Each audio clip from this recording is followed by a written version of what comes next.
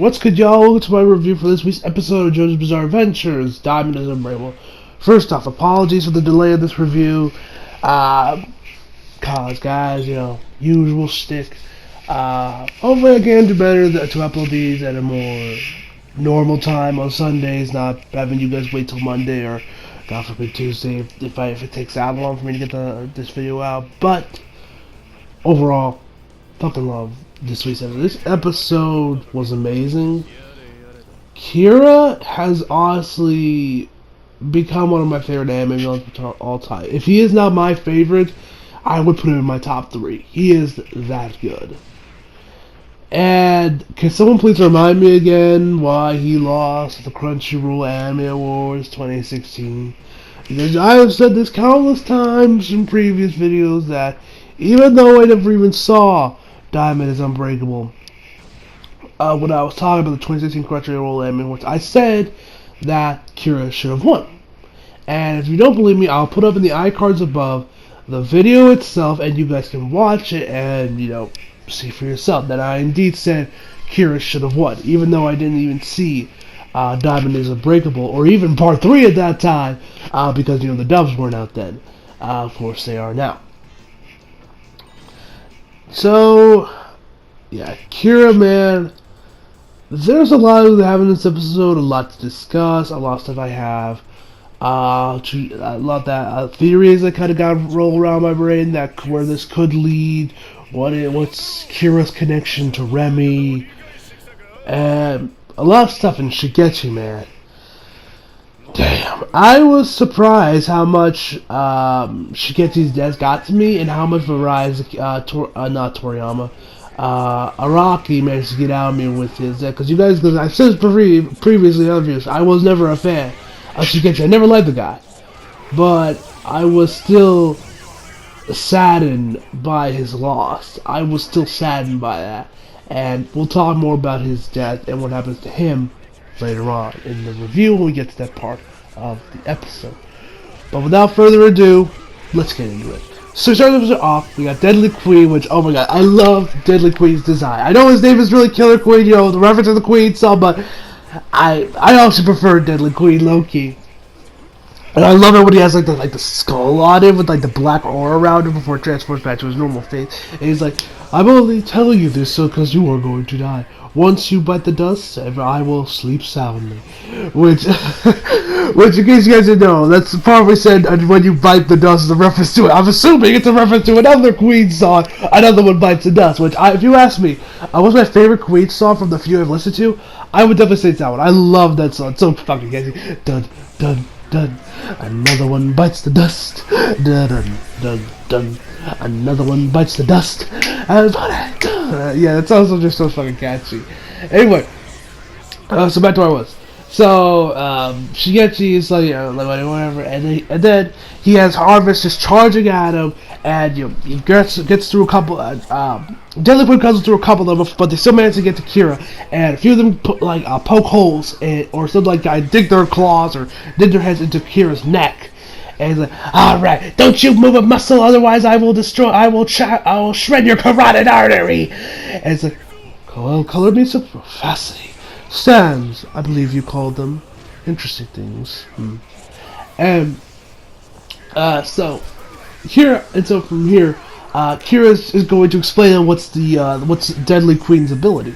And we see a little 100 yen coin show up in Kira's hands, or in Deadly Queen's hands, I should say. Shigechi notices it and immediately grabs it. And he's like, what the?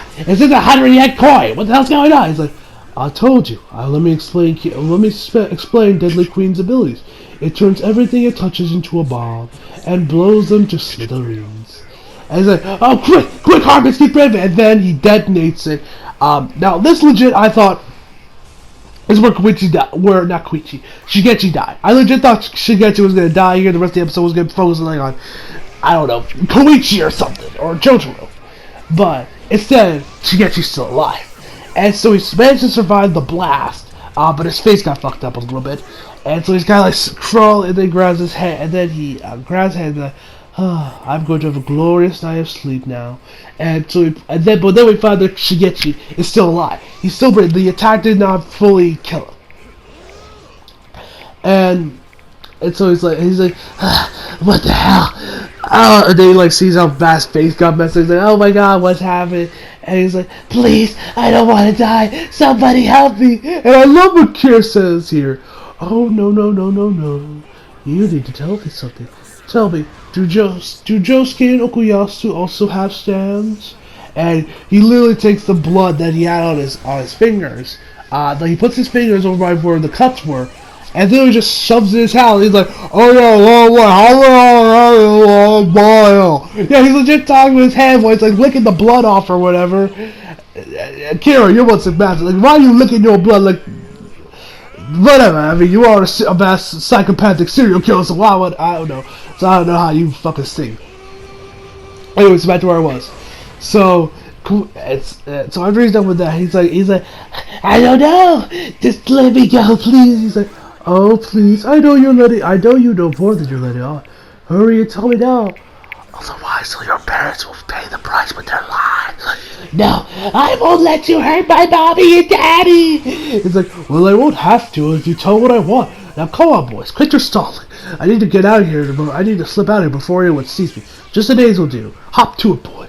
And then he starts to put two and two together. Where he's like, wait a second. They said that there was a murder on the loose here in Borio, and that they were traveling around to find him to make sure he doesn't attack again. You bastard! You're the one that killed you're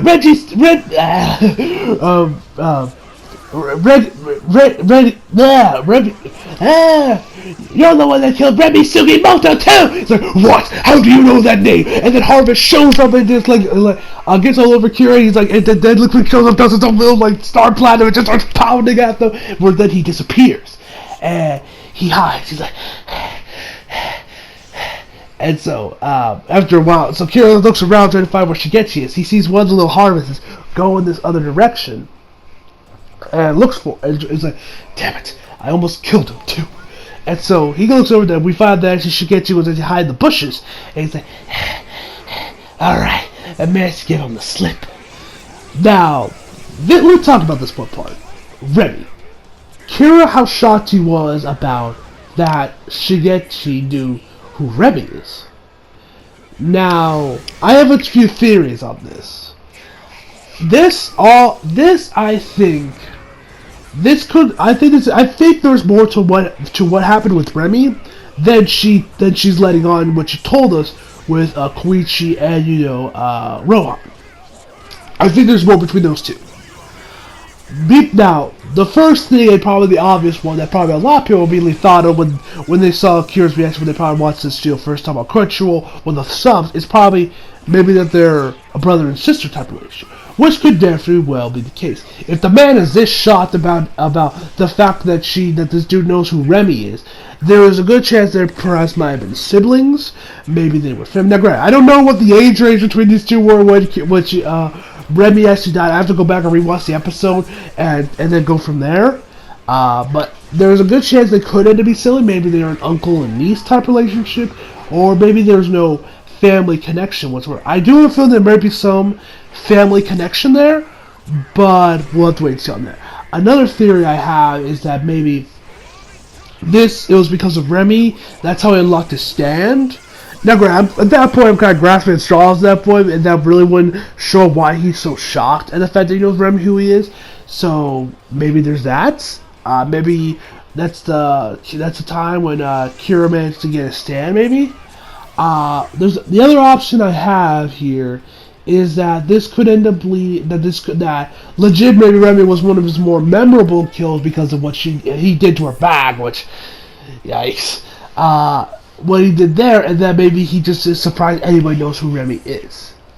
Maybe it was just one of his more memorable kills, and if that leads out, then they connect him to the rest of the kills. I'm not sure. I am honestly leaning more towards the family thing, just because it makes more sense.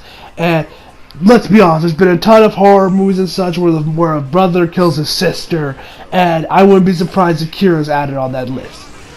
It is. I would. So overall, me personally, I am leaning more towards the fact that this is indeed a family-type relationship rather than say maybe this is how Kira got his stand, or maybe that was just one of his more memorable kills. I think there's probably some deeper shit going down between Remy and Kira that Remy was not telling us earlier on. If I had guessed, their family, some weird family. That's where it's going to end there with Remy. I think that's where it's ended up going to lead later on in the series. I think we'll find out that there might actually be some family dynamic between these two. Either that, or I'm grasping at straws. So we'll have to wait and see on that, see if my theory is correct or not. So anyway, let's get back to the actual episode itself. So Harvest ends up opening the window that he's right on top of, and they all help him up, trying to get him over the edge. Which, oh god, this scene, oh man, this scene was, the emotion here and everything. I mean, damn, the music. Oh my god, that music! I fucking love the music here. If any of y'all know what the song was during this scene from the Dominators of OST, please tell me down below in the comments so I can listen to the song. This OST is probably phenomenal, man. So then he gets over the window. He gets like, I gotta hurry, get the Josuke, but so you fix me up with shiny tight. I ran, and I guess he's like, I need to tell him about this murdering psychopath. I'd rather die than live in the same city as this psychopath with my mommy and daddy. Gets over there, and then we just slowly see him walking over to where Josuke is. He's leaning against the wall. It reminded me a lot of two things. When Kaneki was making his way to Taikyo, and he was bleeding profusely in both the manga and in Route A. And 2, when Solid Snake is going through the microwave to make his way over to the exit to get to Liquid Snake. Or Liquid Ocelot, I should say. And it kind of reminded me of those two scenes because, the desperation, come on, it was like, and I was low-key cheering on. I was low-key actually cheering on Shigechi in this part. I was legit hoping he would actually get there and he would die. At least not completely. So he gets over there and he ends up getting hit with this basketball. And these 3 girls are just like, oh hey, are you okay? Keep in mind, the man's bleeding, for one thing, and there's actual cuts he has, and yet they seem to not notice his cuts that were left by the explosion or, from the explosion. And so they're just asking, oh hey, are you okay? Are you okay? They are not paying attention to the fact that Okuyasu, not Okuyasu, Shigechi is, bleeding profusely and his face is fucked up. And once they see her face, they're like, no, God, he's weird. And one of the girls says, hey, we should probably get a teacher and help him out. And one of the other girls is like, nah, he's weird. Fuck him. So they all leave. Shigechi. He gets right back up and starts going over to the door. He gets there, we see Josuke and Okuyasu just chatting. He's like, and we all think that Shigechi made it. Victory is near. Kira will not claim Shigechi as his next victim. But, alas, that was not the case. We see Shigechi's eye widens as we see Kira is in the reflection. He's chilling in the window that's right by the door. Or the other side. So far, but for some reason, nobody notices this grown man just chilling in a window. For some reason. And Kira's like, oh, did you think I believe you said that are those Josuke and Okuyasu stands? He's trying to get out. He's like, does anybody? No. He said, oh, so are you the only one that knows the truth of Remy Sugimoto's murder? You are going. Well, that is a secret you are going to hold until the grave. No, they'll never be able to track me anyway. Nobody knows the true colors of Yoshigage Kira. And so, this just keeps proving my point of like that there's got to be some sort of relationship between these two. Whether it's brother and sister, family in general. Maybe that was one of his harder kills. Maybe that was one of his more memorable kills. And Remy just sticks out in mind because it was one of his more memorable kills of what he did to her back. And it just... I don't know. It just leads that there's gotta be something more that Remy's leading on. Like they might be family members or something. I don't know. We'll have to wait and see on that. But anyway, it's like, sorry, but Dudley Queen already has his imprint on the door. And so he does a detonator, and then we just see Shigechi explode from the inside out. And so we like see his skin start to expand, everything before it just blows the smithereens, only leaving behind the smoke. There's no blood. There's no blood. There's no body parts. No nothing. It's literally just smoke. Man, this is why it's to be one of the deadliest stands in all of JoJo. And he's like, and then Shigechi's last words were like, Josuke! And I was like, no! Because I was legit cheering him on. I was like, oh, really? No, Rocky, you make me actually like him now! Oh, right when you kill him, I actually kind of like him now. Anyway, so I guess Josuke doesn't hear that part, so he goes outside. Well, let's see. We see Harvest, one last member of Harvest, carrying this button. As it's making its way, Josuke is with his last breath. He gets it over to Josuke, he notices it, and before Harvest drops dead and, explodes. Josuke ends up looking out there, looking for Shigechi, doesn't find him, only sees the button. They then go over to the middle school to look over for Shigechi. They don't find him. And then we get over to Remy, where we see in the afterlife, we see Shigechi making his way over to heaven, I guess, as we see his last moments again of him explode. Where he's like, no, how could this have been? I know it's the work of that murderous psychopath, that murderous rampager. And she starts crying and then right when it happens, it's almost like Josuke just has this feeling of like the force, where I guess then he knows that Shigechi has indeed passed. So Josuke, Okuyasu's dad for some reason, Jotaro, Joseph, Koichi, and literally every other stand we've got so far that's still alive at this point in Diamond is Unbreakable, all kind of meet up with Remy, and where Josuke shows her a photo of Shigechi to know if it was actually him that indeed died. So, and then everyone's shocked by his death, and we got Rohan, my man Rohan. It was nice to see my man Rohan again. It's like, so the time has come, which of course you guys know he is voiced by Mick Mignogna, which, oh man, this Vic shit is getting really out of control. It's getting really out of hand. And now, I have no idea how much this show's already been recorded. I don't know if Viz has a whole season recorded.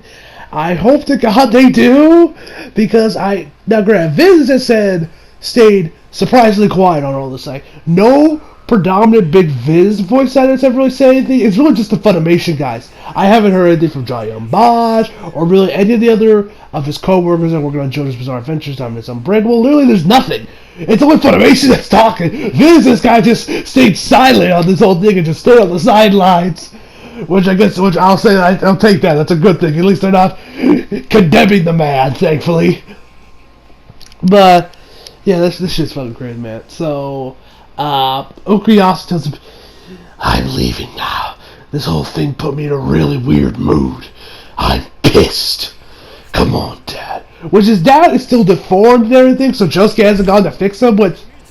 Are they not going to go back on that and Josuke's going to fix his dad up? Because I remember saying a few episodes, like a while ago, back when the series first started, he said I could probably fix him up, yet Josuke still hasn't. Are we just going to ignore this whole thing that was it, or this whole plot thread? I sure hope not, but anyway, it's so... while they're walking, so everyone kind of like, goes their whole separate directions. The chef dude tells them, I'll tell my customers to look out for him. And, Cinderella said she'll take some extra precautions. Oh. She always just sounds so fucking bored, man. Anyway, so as I was saying, so as we're walking away, we see that Kira and Josuke kind of pass each other. Josuke's kind of walking straight while Kira is kind of walking sideways. So, and so when we see that, Josuke, we hear Kira overhear this conversation with his mom, which at first I thought this was Josuke's mom, because she looks just like him, but after listening to the conversation, this is not Josuke's mom, which I've heard actually a lot about Akira's, about Araki's art style, is that his females are always kind of drawn very similar, like Like a lot of them are drawn by they look like Lisa or other characters, which I can agree with because I legit thought this was Josuke's mom. Same facial features, similar hairstyle, but it's just a personality and that's who we tell. So this bitch, which I'm calling her a bitch because this female character is a fucking bitch. It's going on about this man she's dating and how his ring is like, oh my god, look at this ring he got me. It's fucking disgusting. And I'm only dating because he is that owns some land and now. And so then her friend says, oh man, she opens it up and like, oh man, how much do you think this thing costs? And this is the number she used. Legit, the actual number. Oh, it was probably like $100,000. You could probably sell it a pot. I can't sell you my fingers with such garbage. Yes, you heard me right. $100,000 is apparently ungodly to this woman. Is ungodly. How dare you? How dare you? Give me a ring that's only $100K. How dare you? My ring's gonna be $500K minimum. Or $1 million minimum. That like Kira, and I was like, low-key, cheer. I was like, come on, Kira, kill this bitch. Yeah. And he's like, her soul is as rotten as it comes, but her hands and feet are quite pleasing. I guess she'll be my next target. And then the head explodes. That was already as bad. Like, it is time we grow apart. It was fun while it lasted. And then he follows the girl. Which, okay, and then cut to version. The only reason I'm talking about this part because this is what I need to know. Okay, can one of y'all explain me why there's always these these League of Legends anime-inspired commercials?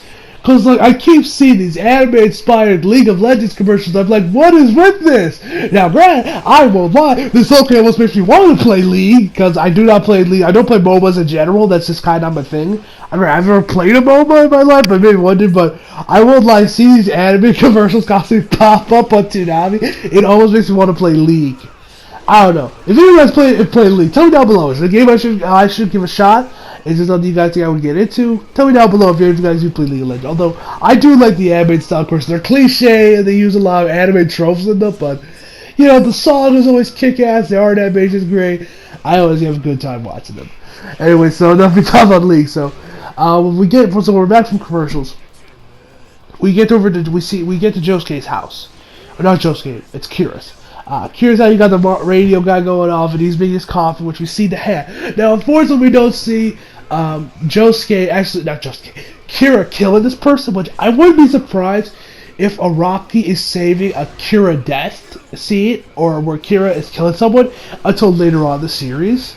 And where we're going to really see him, and maybe we might see a particular flashback to Remy's death from his perspective, or maybe we might just see when he was a little bit younger doing his little kills. I don't know. I just hope we do see how Kira kills someone, because I'm just legit curious how he does it. And I was kind of hoping it would just be this bitch because I hate her, but I guess Araki's like, nah, I ain't gonna give y'all your satisfaction. Y'all gonna wait. I'm gonna make sure as a character, y'all don't want to die when I kill him. I don't know. I really hope she gets the only casualty times where they don't kill like Koichi or Josuke. Like, kill Okuyasu, but leave Koichi. Do not kill my man Koichi. I love my man Koichi. Don't kill him, please, Araki. Please don't kill him. Anyway, so he's like. And then he's like doing his usual thing with the hand, massaging, talking to it, telling oh, I have to run some errands, so I want you to stay here, yada yada yada. We then head over to Koichi, and and so man's just walking, I'm assuming from school, but just talking about what's happened, it's been 4 days, since you get your murder. Where then he meets up with our boy Jotaro, my man Jotaro. He's sitting there just kind of walking, looking at his book. And Koichi is trying to make conversation with my man Jotaro. I love this. So he's like walking around and he's like, oh, hey, hey, have you found anything yet on the button or anything? He's like, no, have not. And then he starts walking. Koichi follows suit, starts walking with him. And he's trying to make conversation with Jotaro, and he's like, son of a bitch! Oh man, trying to be the strong silent type talk is like pulling teeth Rohan Sensei's pushing this and unsettling, but Jotaro's quiet. But Jotaro's quiet is just a frightening. I've read the example. It was like a lot of those lines. I've read the example he used. That's the engine that made me laughing. So they went over to like this tailor, or more specifically the shoe store that does similar tailoring, and so. He's like, oh, if I know where people need to get their pants temps and such, I know where to set them. And he's like, why did you pick this one particularly? He's like, when I was looking for the tailors of Morio, it never crossed my mind to look over places like this. So they go outside, the dude looks over it, and this dude sounds, I don't know if you sound like this in the Japanese too, but the English dub. This dude sounds like some 70s hippie. He's like, so is there something wrong with the button? He's like, no. I just couldn't remember what it was attached to. Like, oh yeah, I was working on the jacket that originally belonged to just recently. Yeah, he's like, do you know who? And Koichi's like, do you know who was the owner of that jacket? Like your name? So he's like, of course I do. All the names are stuck in the old noggin right here. What kind of person would I be if I didn't know my enormous clientele by heart? And so he's like, but these usually go more slowly. Like, so then he goes in there. Pulls out the name tag, or pulls out the little tag that shows what his name's on it, and shows it off. Now, granted, it's in kanji, and they didn't have English subtitles, so I don't know what's in. I'm assuming it's in Kira. And they say, how do you say this last name? So I'm pretty sure it's the whole thing said Kira Yoshigage, if I do too. I'm pretty sure the whole thing said Kira Yoshigage, but kanji. At least that's what I'm assuming, because like I said, I can't read Japanese, so I wouldn't know. Anyway. So it's like, the Koichi's like, I don't mean to rush you, sir, but you mind if I look at it instead? And then, right when Kirito starts getting nearer, we see this thing just come out of nowhere and blows off half of this poor tailor's hand. I was like, what happened to my hand? And then we see this like little tank or whatever pop up the dude's shoulders. That's from Kira, obviously, and he says, hey, look over here. Hey, look over here. Hey, I'm talking to you. Look over here. Trying to get their attention. And then we see that the dude sees it, which of course, since he's not standing, all he sees is a little the tracks that it leaves behind as it's making its way down its shoulder. So Koichi and Jotaro are just kind of standing there while it's just kind of making its way down its shoulder.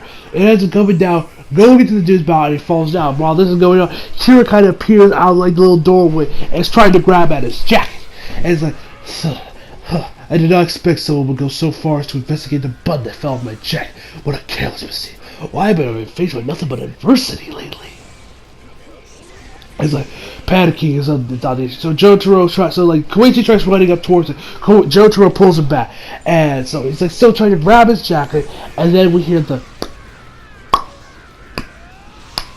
countdown of the clock. No, and we're kind of like, oh shit, because we know it's a bomb, but Jotaro doesn't. Oh shit. And then Jotaro manages to figure it out right at the time and grabs Koichi, pulls him behind it, and then we see the explode before it ends on a cliffhanger with the whole to be continued thing. Is Jotaro gonna die? No. I know. I don't think Jotaro's dying. I pray to God Koichi isn't either. I think they're probably going to survive this one relatively unscathed. I mean, they'll probably get some cuts and stuff, but I don't think this is going to do any significant damage to them like it did to Shigechi. Overall, I fucking love this week's episode. This episode was fucking phenomenal, guys. Like I said, the stuff with Shigechi was amazing, and just everything else with Koichi, Jotaro. This episode is just overall fun about. The stuff with Kira was very interesting, and I'm very curious what Kira and Rebi's relationship actually is. We'll have to wait and see on what that is. So anyway, guys, hope you all enjoyed the video. Leave a like if you did, subscribe if you're new. Follow me on Instagram, Twitter, leave a link in the description box below. And as always, come back for more. See you guys next time.